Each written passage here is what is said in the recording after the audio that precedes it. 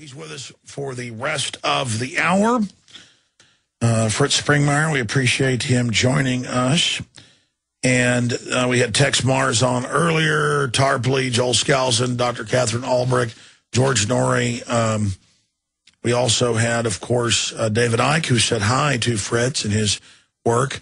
Darren McBreen is here with his reports that we've also been airing throughout the evening. And we've got a lot of others coming up, Jim Mars, Bob Chapman, Salente, as I mentioned. And we're going to premiere a Inside Skull and Bones with Charlotte Iserby, who first gave the intel to Anthony Sutton decades ago to expose it. Some breaking stuff coming up at 7 a.m. today. Don't forget, we're doing the 4th annual Money Bomb to fund hiring more reporters, more crew members, funding our operation, and getting equipment we dearly need. If you want to donate, be part of this Money Bomb, it's InfoWarsMoneyBomb.com or Infowars.com. We have folks still answering the phones up there, 888-253-3139, 888-253-3139. We also have a lot of items being auctioned right now on eBay. We have a link to that at InfoWarsMoneyBomb.com. Like this bullhorn right here, the sledgehammer we used to break into the other side when we expanded the offices a year ago, and all of that available at InfoWarsMoneyBomb.com if you want to find out more and be part of that. Now we take you to Fritz Springmeier, researcher, author, West Point graduate, patriot, author, who is a political prisoner and is now free and has bravely come on the show, the radio once this week in the Nightly News. He joins us now for the marathon 27-hour transmission. And Fritz joining us via video connection. It's good to have you with us. Good to be with you and all the listeners. Well, there's a lot to talk about here, and I'm sorry we got our wires crossed. You thought you were on tomorrow, but here we are. It's still Thursday here. It's what? It's still Thursday here. It's still Thursday here. It's like 11:14 your time, right? Yeah.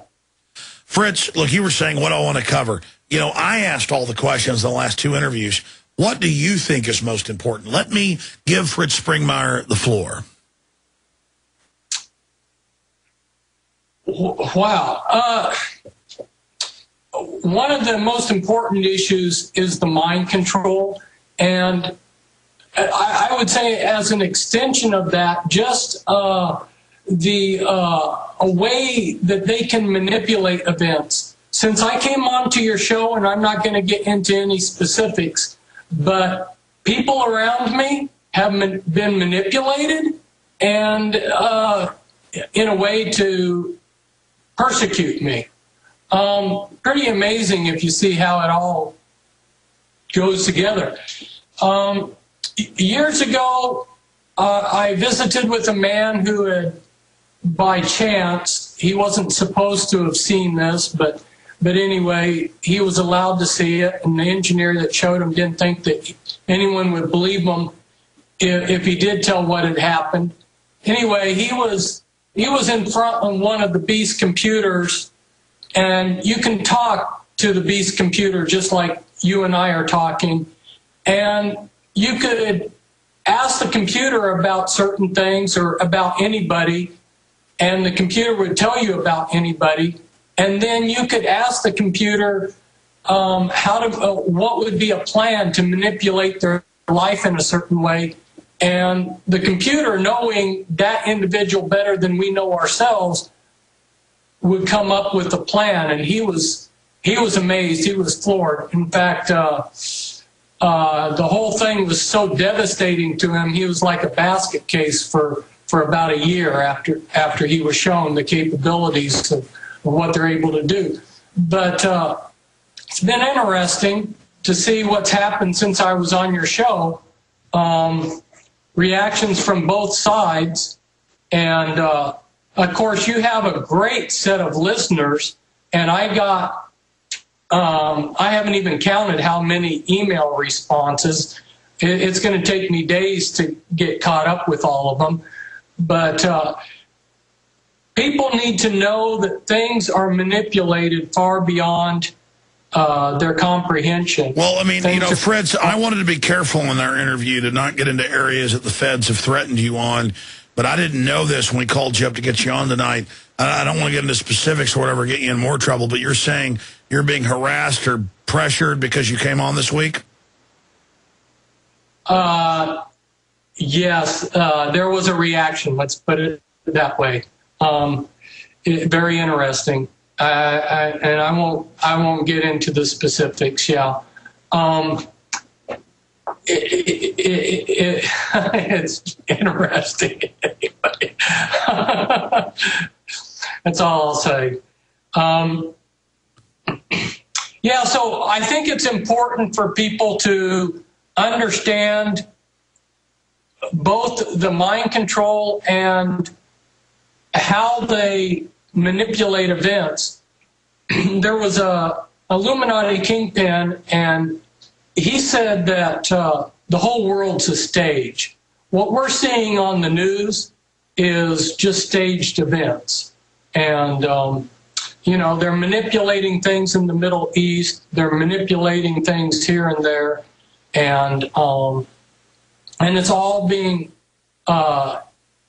manipulated for a grand design. And I think that's important for people to understand, that these things aren't happening randomly. And one thing that helps people to understand the extent of the control is to begin to understand their totally undetectable total mind control. Now, Fritz, looking at mind control, obviously the public is starting to wake up. There's a big awakening happening. Have the globalists foreseen this? Are the globalists happy about what's happening? How is their plan moving forward right now? And what would they like to set up? If they could have their druthers, what would the world look like? Okay, several questions there. One is I was hoping when I exposed the Illuminati's total mind control with 3 books, and within those books were about 40 pages of the actual codes. And as you go on television and other places, even sitting in some of these churches, like what you were talking about the other night, these apostate churches, you're going to hear these code words said repeatedly. And I had hoped that, you know, exposing it all would mean that they would have to change their agenda, you know, sort of retool all of their codes and everything. Hasn't happened. They just kept on trucking. It was like that goes back to what we were talking about the other night, how they really don't think we're going to make any effect. Because they just kept on trucking. They didn't change their programming scripts. They didn't change their codes. They just kept on. It's been a surprise to me. As to what we see coming down the pike, well, one of the things, like I said, and you can get a picture of this in the novel Brave New World, is where they're going to control reproduction, and they're going to be, the state is going to be manufacturing people. They're going to reduce the population. And you might wonder why they could be so heartless as to wipe out most of us. Because these people don't perceive us as any different than an ant. You know, Alex, if you were walking on the street and you stepped on an ant or 10 ants, it wouldn't even cross your mind. And that's, you know, people that have been associated up at the top have said that that's their attitude. And indeed, you look at history and it's the truth. For 100 or 1,000 of us to die means no more to them than if they stepped on an ant. And so we're going to see drastic population reduction. And the United States, as a political entity, has been committed by law to encourage other countries to reduce their population. Now, I'm sure you're familiar with all of this. And you're sure, State Department Memorandum 200 and others. Exactly.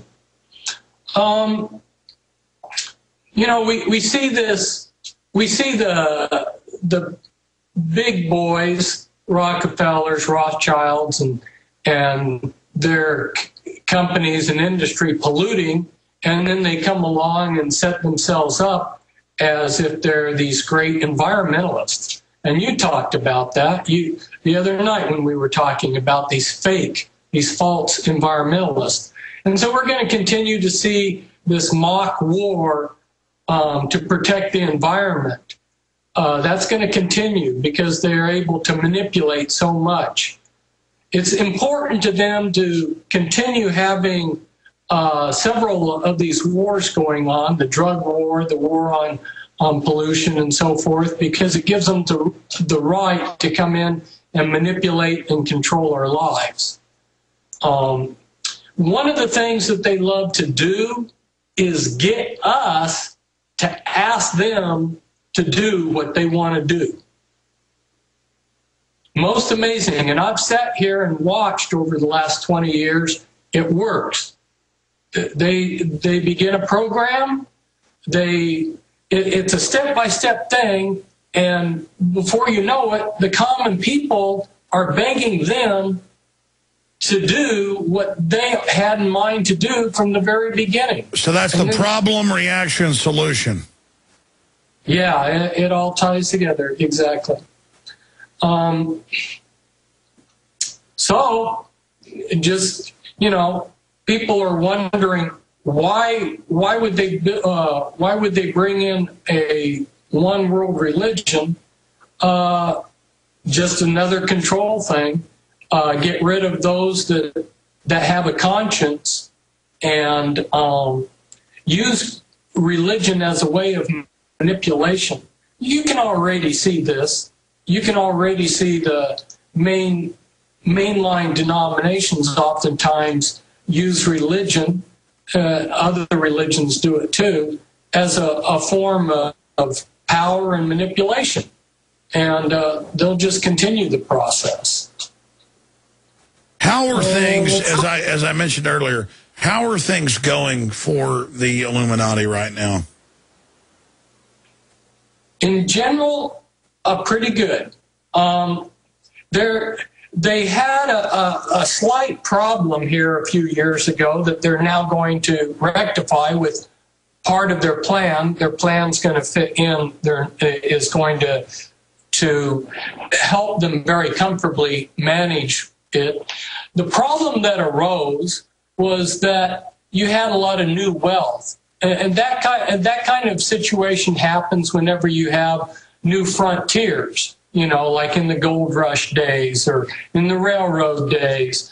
Well, with the computers, we've had new wealth come in. And the new wealth is committed to the system. They're people that are part of the system, They may be assets of the CIA or NSA or whatnot or other things. But they're not as directly controlled by the Illuminati as their own members, even though these people are pro-system and they're not trying to buck the system.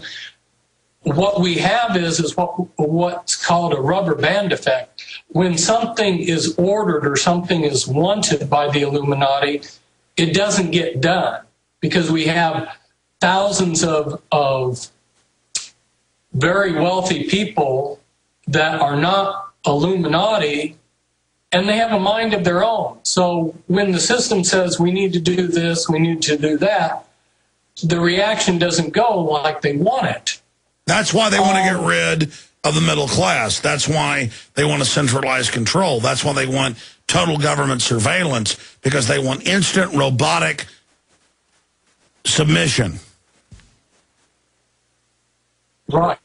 That's why they're going to take the American dollar down, because the new wealth has their money in American dollars, where the old wealth, like the Rockefellers and the Rothschilds, DuPonts, they have had time over the years to build up the foundations, the tax-exempt foundations, to put their money into land, to diversify to a point around the world that if they collapse the American dollar, they're still going to have their power when it's all said and done.